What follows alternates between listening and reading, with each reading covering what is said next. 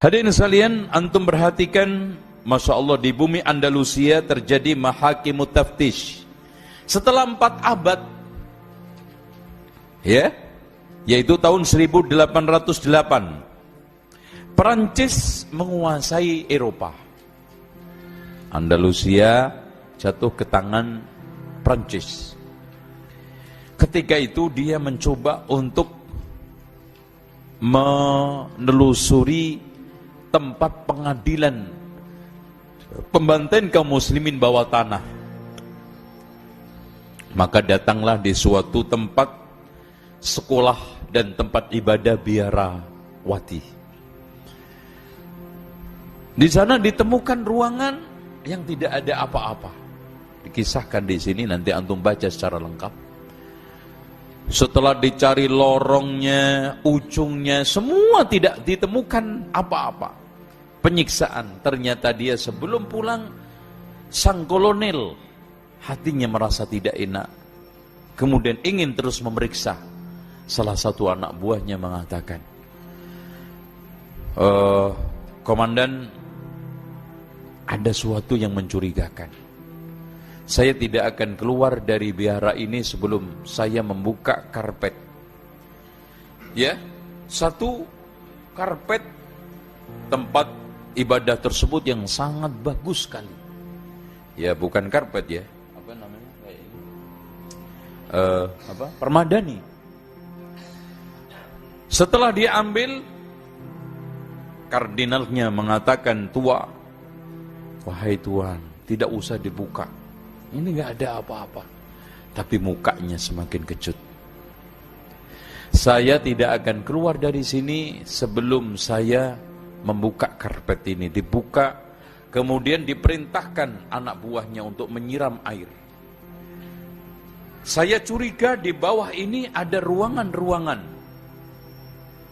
Ternyata betul, setelah disiram, air masuk ke dalam. Nah, inilah yang kita cari, berhari-hari kita ketemu. Betul, disitulah pintu yang hanya berukuran 1 meter kali 1 meter. Ternyata setelah masuk, ruangan luas. Ditemukan di sana, Masya Allah Pak, berserakan tulang-tulang manusia.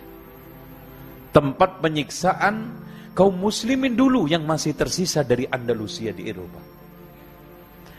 Ada di antara mereka yang disiksa, dimasukkan ke dalam satu tempat ruangan yang hanya cukup tubuh manusia. Dibiarkan sampai mati. Ada yang disuruh berdiri. Dan ketika saat ditemukan tersebut, masih beberapa orang yang ditemukan masih hidup. Yang dipenjara ketika itu kira-kira antara 14 sampai 70 tahun, dari laki perempuan. Coba bayangkan. Dan dia temukan setelah penyusuran alat-alat penyiksaan yang dia bilang, seumur hidup saya tidak pernah saya lupakan, membikin saya mual dan muak ketika mengingat itu semua, dan bulu kudus saya merinding. Di mana ada alat pas untuk kepala, dimasukkanlah kepala ke dalam alat tersebut, kemudian ditetesin air dingin sampai dia itu bertahun-tahun sampai meninggal. Akhirnya banyak di antara mereka yang gila. Yang lebih parah lagi, kotak itu di dalamnya isinya pisau-pisau, dikencetkan kepala mereka, dan akhirnya meninggal, dibuang. Dan seterusnya. Inilah mahakimut taftish. Kalau antum baca, wallahi tidak akan pernah bisa tidur. Limisli hadza yadubul qalbu min kamad. Dengan inilah hati ini remuk redam. Kalau hati ini ada iman dan Islam, Islam dan iman. Ya. Ya. Yang paling parah, hadirin sekalian, dilanjutkan.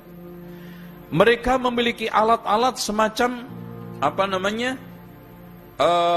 penyobek, digunakan untuk menyobek payudara perempuan.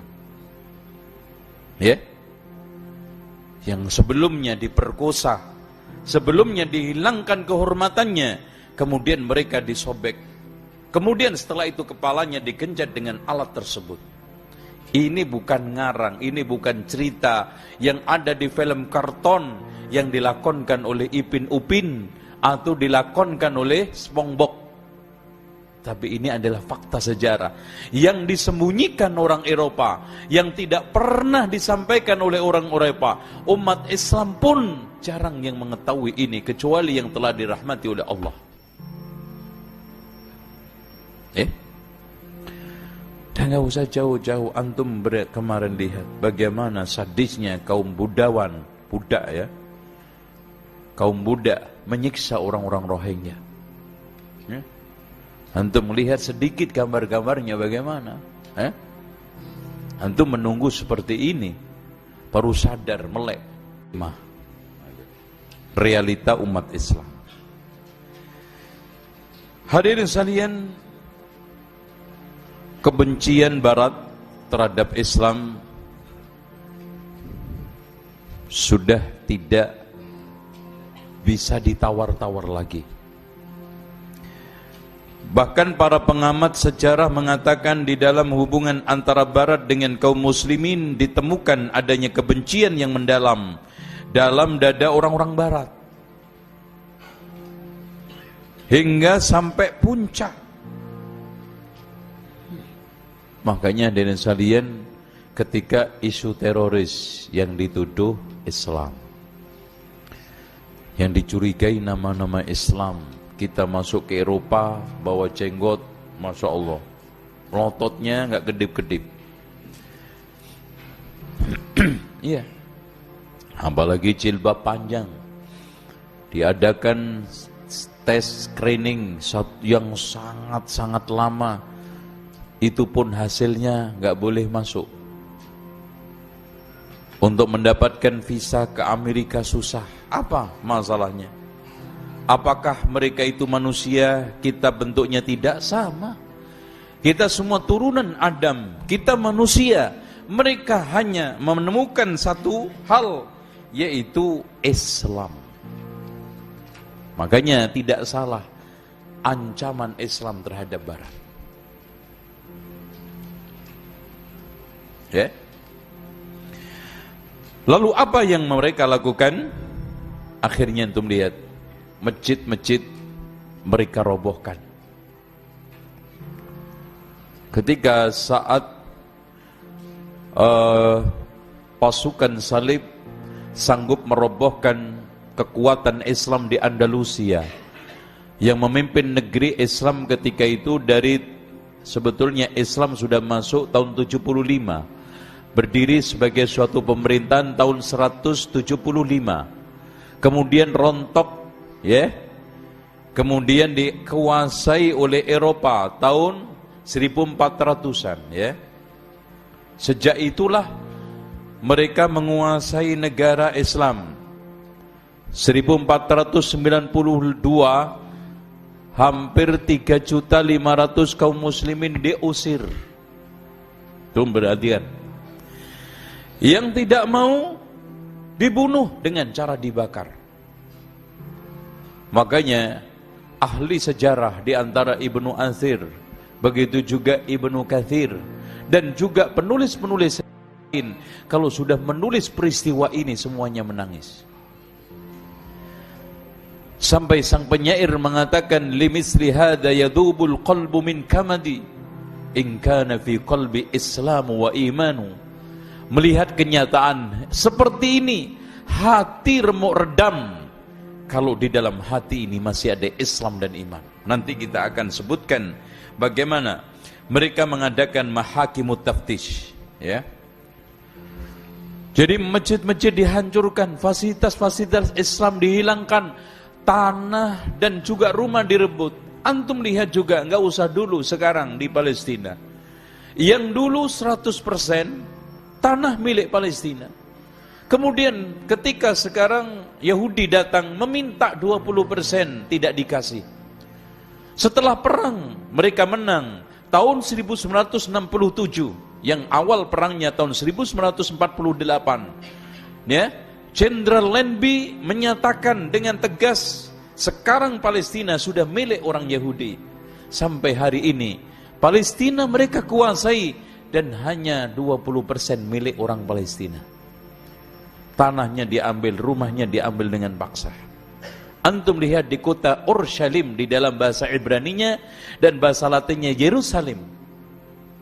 Dalam bahasa Arabnya Baitul Maqdis. Hilang sekarang. Orang-orang Palestina tersisa pun sekarang KTP-nya adalah Israel. Masjidil Aqsa mereka kuasai. Dan mereka sesumbar.